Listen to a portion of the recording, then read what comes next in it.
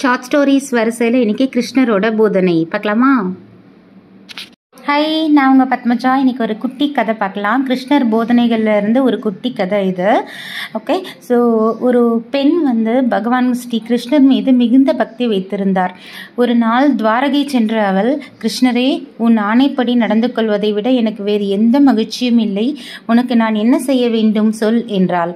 பகவான் ஸ்ரீ கிருஷ்ணர் நம்மிடம் ஏதாவது பக்தி பூர்வமாக கேட்பார், அதை செய்து கொடுக்கலாம் என்று கருதினாள் அவள். ஆனால் கிருஷ்ணர் அவளுக்கு அதிர்ச்சி தரும் விதமாக ஒரு அழுக்கு கோணிப்பையை தந்தார்.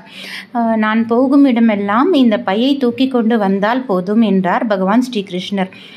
இன்னொரு ரகசியம் என்னவென்றால், நம் கண்களை தவிர இந்த செயல் வேறு யார் கண்களுக்கும் தெரியாது. இந்த சாக்குப்பையை பற்றிய தகவல் எதுவும் யாருக்கும் தெரியாது என கூறினார் பகவான் ஸ்ரீ கிருஷ்ணர். வியந்து போனால் அந்த பெண்.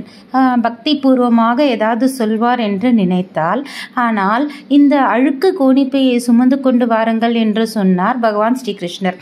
எரிச்சல் உண்டானாலும் வேறு வழியின்றி அவர் சொல்லும் இடமெல்லாம் அந்த கோணியை தூக்கி கொண்டே சென்றாள் அந்த பெண்.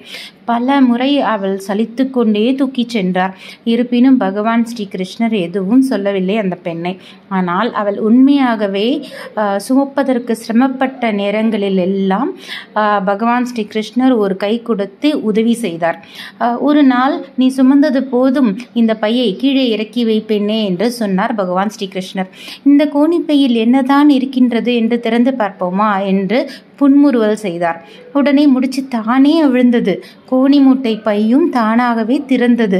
இந்த பையில் விலை மதிக்கப்பட்ட பொன்னும் பொருளும் முத்தும் பவழம் வைரம் மணியும் எல்லாம் குவிந்து கிடந்தது. இவ்வளவு காலம் பொறுமையுடன் இருந்த காரணத்தினால் இதோ என்னுடைய பரிசு உனக்கு என்றார் பகவான் ஸ்ரீ கிருஷ்ணர். பகவான் ஸ்ரீ கிருஷ்ணர் சிரித்த முகத்துடன் எடுத்துக்கொள் என்று அந்த பெண்ணை பார்த்து சொன்னார். திடீரென்று ஸ்ரீ கிருஷ்ணரின் காலில் விழுந்து, என்னை மன்னித்து விடுங்கள் கிருஷ்ணா என்றாள் அந்த பெண். அரும்பெரும் பொக்கிஷத்தை கொடுத்திருந்தும் கூட அது என்னவென்று தெரியாமல் இவ்வளவு காலம் உன்னை தவறாக புரிந்து கொண்டேன் என்றாள். கிருஷ்ணா, நான் உன் மீது சந்தேகம் கொள்ளாமல் உனது நோக்கத்தை புரிந்து கொண்டு நடந்திருந்தால் சுகமாக இருந்திருக்கும். இந்த சுமை கூட சுமப்பதற்கு எனக்கு இன்பமாய் இருந்திருக்கும்.